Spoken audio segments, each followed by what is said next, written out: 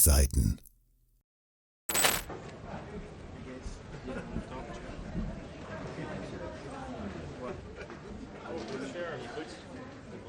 President Trump, why did you cancel the meeting with Chuck Schumer?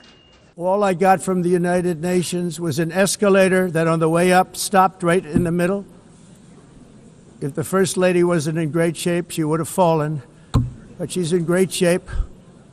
We're both in good shape. We both stood. I ended 7 wars, dealt with the leaders of each and every one of these countries, and never even received a phone call from the United Nations offering to help in finalizing the deal. And Europe has to step it up. They can't be doing what they're doing. They're buying oil and gas from Russia while they're fighting Russia. It's embarrassing to them, and it was very embarrassing to them when I found out about it. It's time to end the failed experiment of open borders. You have to end it now. See, I can tell you. I'm really good at this stuff. Your countries are going to hell.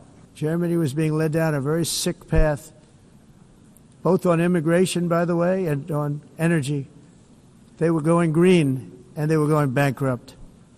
And the new leadership came in, and they went back to where they were, with fossil fuel and with nuclear, which is good. It's now safe. Today, no one but ourselves can guarantee security.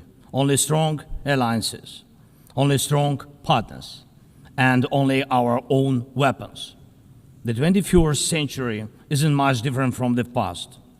If a nation wants peace, it still has to work on weapons. It's sick, but that's the reality. Not international law, not cooperation. Weapons decide who survives. Excellencies, you know perfectly well international law doesn't work fully unless you have powerful friends who are truly willing to stand up for it.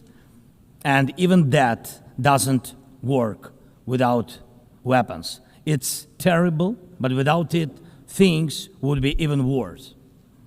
Similarly, the Kiev regime, which seized power as a result of an anti-constitutional coup organized by the West in 2014, has set a course for the elimination of the canonical Ukrainian Orthodox Church and the legislative eradication of the Russian language in all spheres, in education, culture, and the media.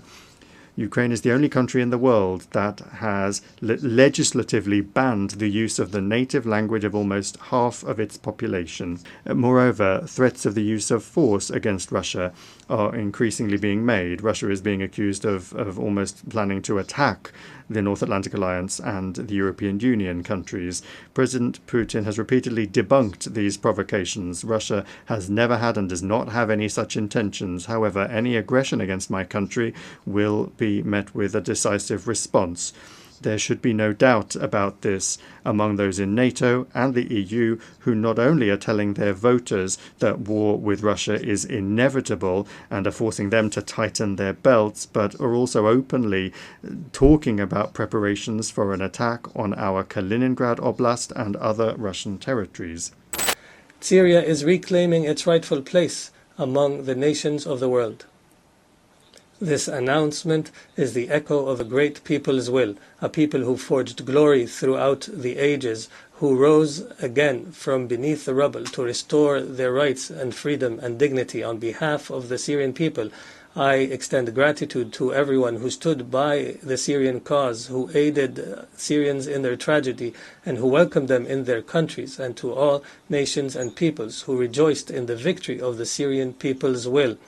And I particularly thank Turkey, Qatar, the Kingdom of Saudi Arabia, and all Arab and Islamic states, the United States of America, and the European Union. And before I conclude, let me affirm, the suffering Syria endured, we wish upon no one.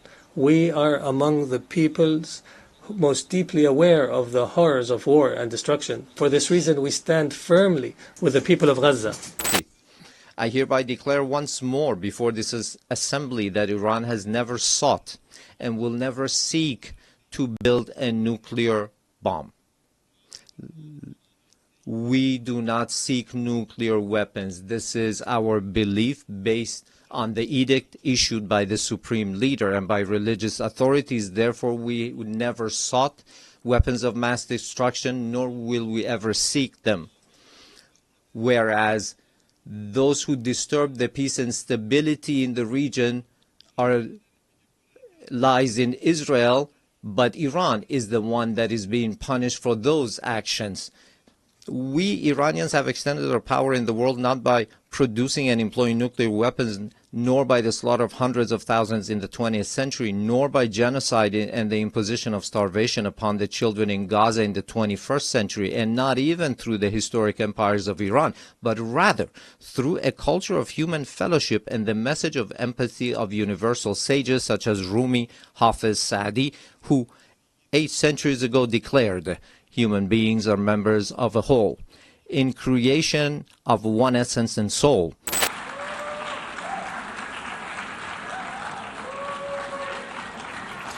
Ja, meine Damen und Herren, Sie sehen jetzt live das Ereignis in New York im großen Saal der Vereinten Nationen. Der angekündigte Redner Benjamin Netanyahu, der israelische Premier, ist am Pult und einige, wir können noch nicht abschätzen, wie viele der Delegierten verlassen den Saal aus Protest gegen Netanyahu, gegen die Politik seiner Regierung. Wir sehen dann tatsächlich sehr gelichtete Reihen.